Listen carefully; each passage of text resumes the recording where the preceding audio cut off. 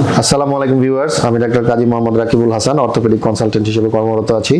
আপনাদের সবাইকে স্বাগতম আমার ইউটিউব চ্যানেল বোন এন্ড জয়েন্ট কেয়ার সেন্টারের পক্ষ থেকে।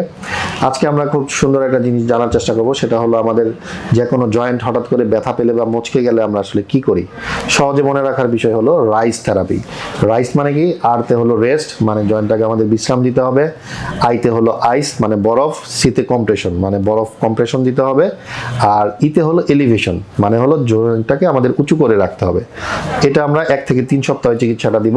এবং যখন আমরা ডক্টরের শরণাপন্ন হব, সে কি করবে? সে করবে প্রাইসার মানে হলো পিতে প্রোটেকশন। সে তখন আমাকে প্লাস্টার বা স্প্লিন্ট কিছু একটা করে দিবে। এবং মোস্ট ইম্পর্ট্যান্ট, সব শেষে যেটা করতে হবে, প্রাইস আর মানে আর দিয়ে আমরা কি মনে রাখবো? Rehabilitation. It is very very important. Plaster খোলার পরে রিহ্যাবিলিটেশন প্রোটোকলটা আমাদের ডাক্তারের শরণাপন্ন হয়ে সঠিকভাবে ফলো করতে হবে, তাহলে আমাদের পুরো চিকিৎসাটা কমপ্লিট হবে। ধন্যবাদ সবাইকে।